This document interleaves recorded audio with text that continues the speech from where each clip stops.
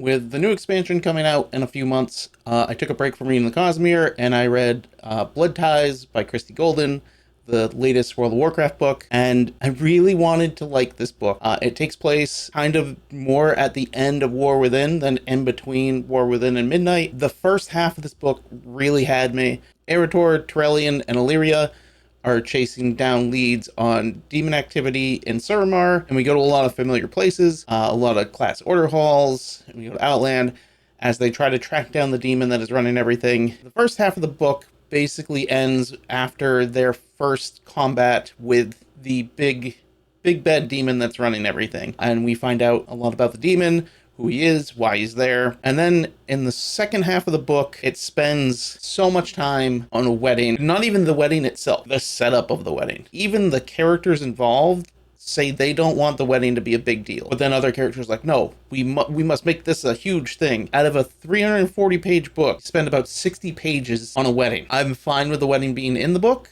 It fits perfectly with the theme of the book, but it didn't need to be 60 pages. It is an eighth of the book. The second half of the book, all momentum dies. It's a lot of retrospective on the character, which is fine. There is retrospective on the characters in the beginning, and it's done very well. The story is fine. It could have left a lot more open for the next expansion.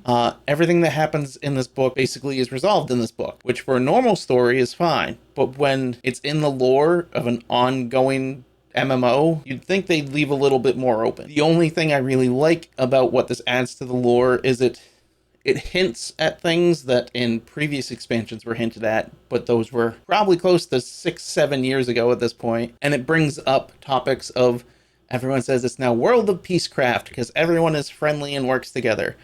And the book highlights why that is. Everyone isn't buddy friends, but they understand on certain things they need to work together. Turalyon is the old guard from the second war, where he is used to the orcs are enemies. The original warlocks were from the Horde, so they're enemies. Demon hunters are demons, so they're enemies. And he is forced to work with all of them. And he kind of sees it as they can use what he would consider evil for good means. And that is all in the first half of the book, and that's why the first half of the book had me. And then the second half is just, like I said, it's a wedding. And I skim read through the wedding parts because I was like, I don't care. This should have been 10 pages, not 60. Overall, unless you are a die-hard World of Warcraft lore fan, I can't recommend the book. From what I know about Midnight, you're not really gonna miss much if you don't read this. If you're not a die-hard lore fan, skip it.